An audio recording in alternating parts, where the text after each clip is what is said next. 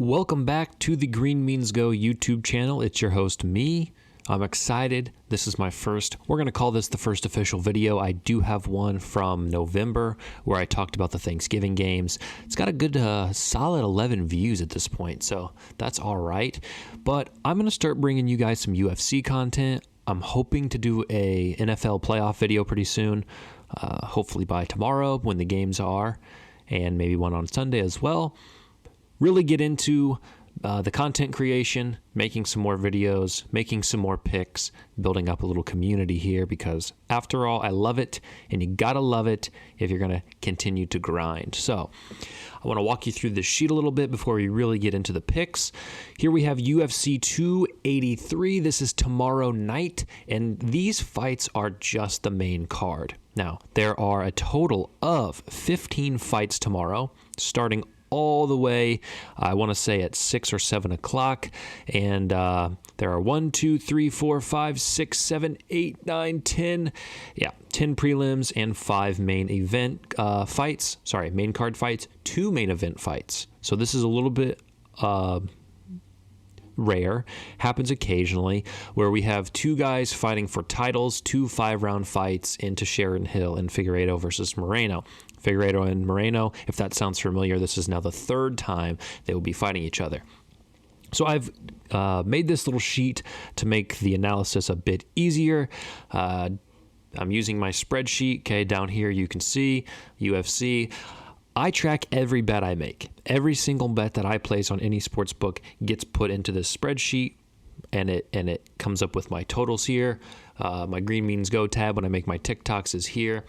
I think every bettor, this is a sidebar, okay, every bettor should be tracking their bets. If they are truly in it to win and make money, it is a necessity. Now, if you're doing it for entertainment, for fun, it's a Friday night, you're going to make a few parlays, have fun, right? If it's money you don't care about throwing away because you were going to go out and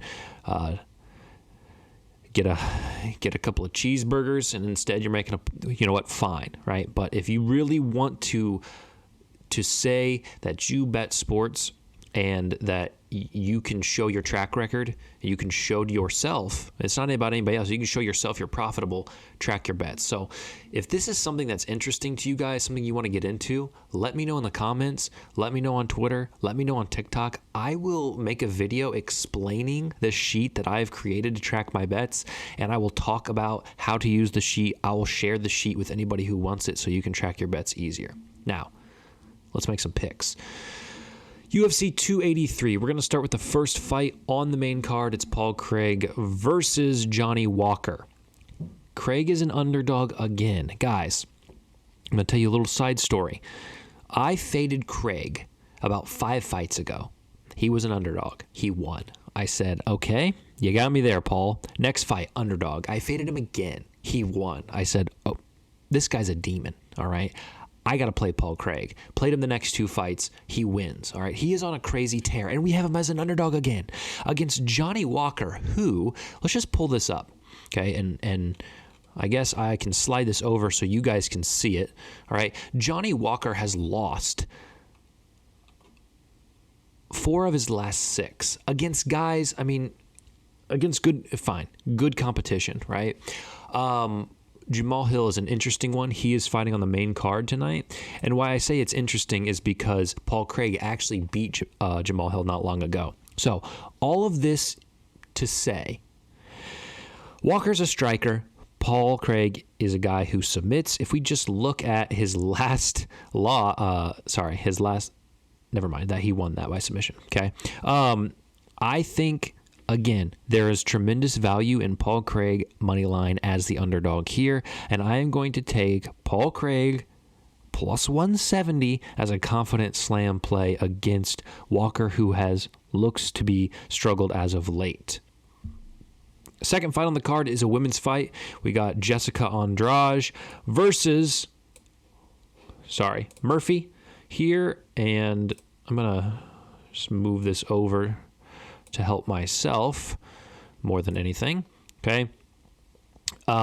Jessica Andrade versus Lauren Murphy.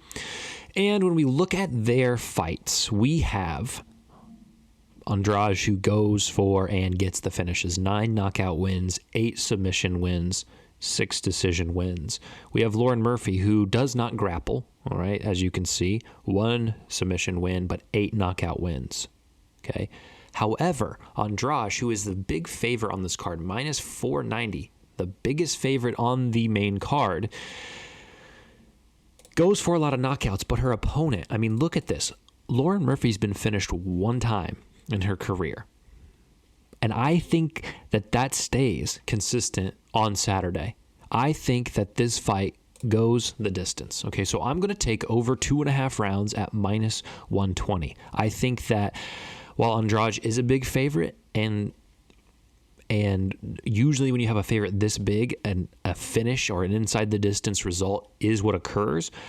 But I think with this track record of Murphy fighting well recently and not being finished, I mean, most of her losses are by decision. I think that this is what you will see, especially if Andrade is vulnerable to the knockout, okay?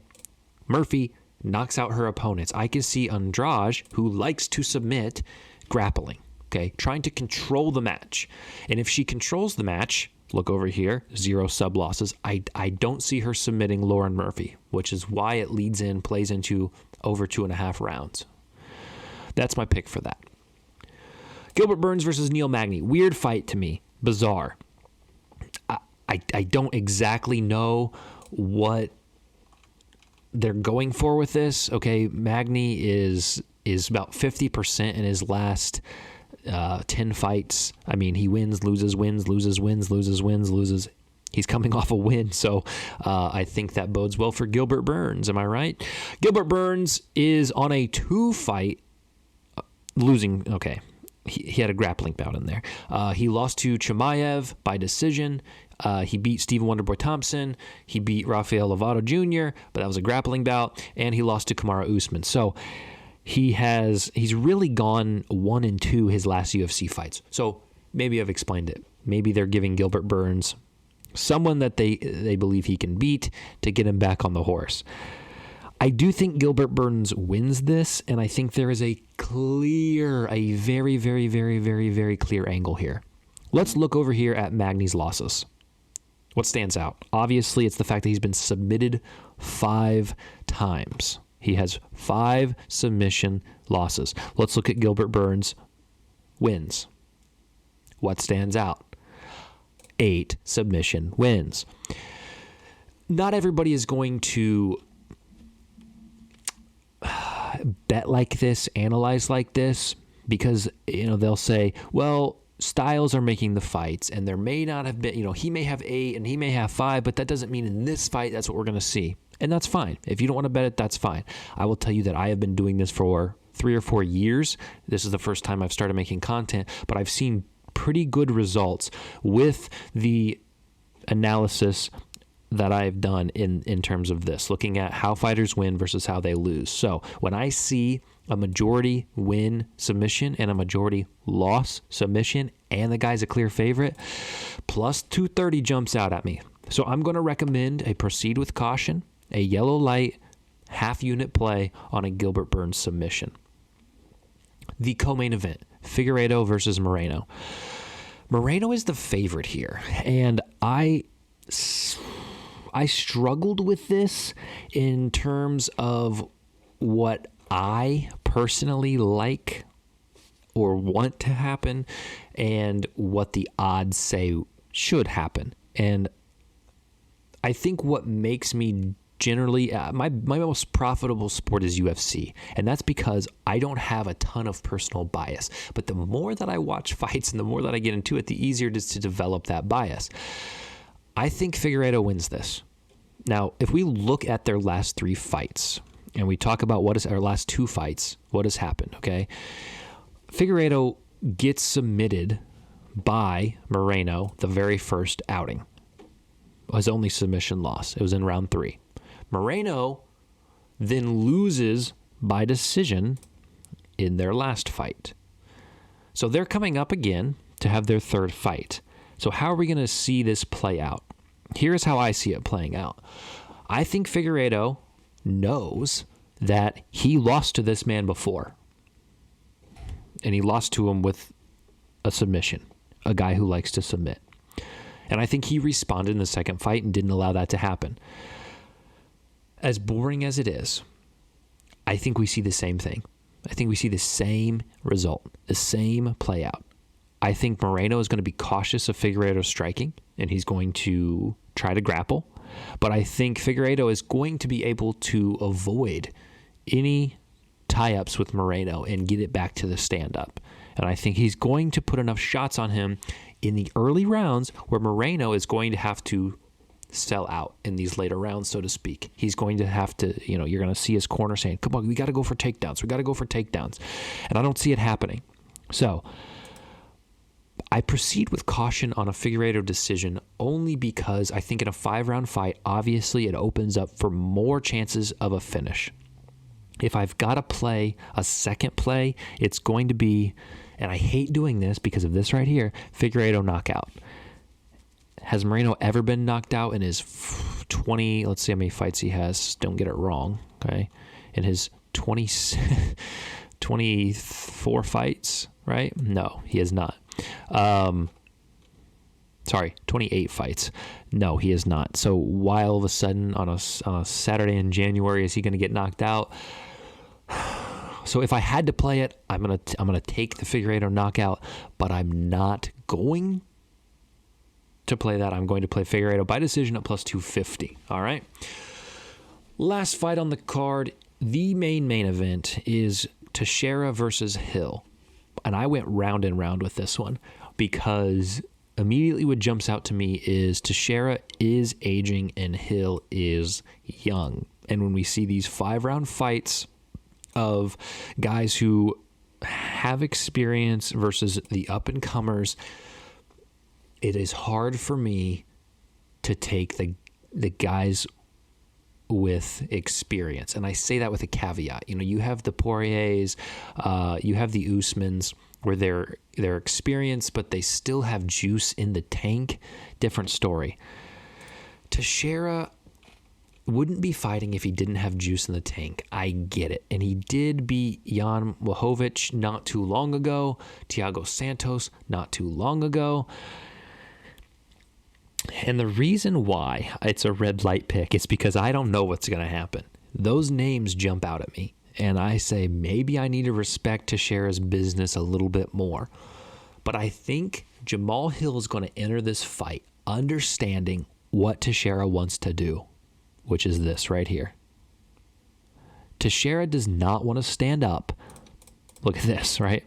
Jamal Hill is going to come into this fight fighting with his hands, trying to get a knockout. Teixeira knows that, and he's going to come in ready to grapple. Okay? Styles make fights here. Now, Teixeira's last few fights have been more impressive in terms of who he's fought than Hill's. Hill's fought Thiago Santos, Johnny Walker, Jimmy Crute, and he lost to Paul Craig 4 fights ago. If I had to make a play, it's going to be Hill knockout. It's minus 105. I didn't love that number for one I'm so not confident in. And I could see them getting tangled up. And if that happens, could Teixeira submit him? Absolutely. So all that to say, I'm avoiding this fight just for the fact that I don't really know I don't have confidence in an angle. If I had to make a play, Jamal Hill knockout at minus 105, but I don't love the line. All right, if I want to get funky, I'm going to say Jamal Hill knockout round 3, round 4, somewhere in the middle there after they felt each other out, after Teixeira maybe gets tired. But again, not going to go there. So, as a review, I would slam Paul Craig's money line as the underdog, and I would slam Andrade and Murphy over 2.5, or to go the distance, your choice. A little bit of insurance there with a half-round cushion. I would take Gilbert Burns submission at plus 230 as a half unit or a caution play. Davison Figueiredo plus 250, half unit caution play. And I am personally avoiding this fight because I see it going either way. I'm not going to touch it. All right, so thank you for stopping by. Thank you for watching. If you don't mind leaving a comment, telling me what you're playing tonight, hitting subscribe, whatever you got to do. the more interaction I get, the more videos I'm going to make. Hopefully, the more money we can make together. So as always, take care, track your bets, and I'll be seeing you next time.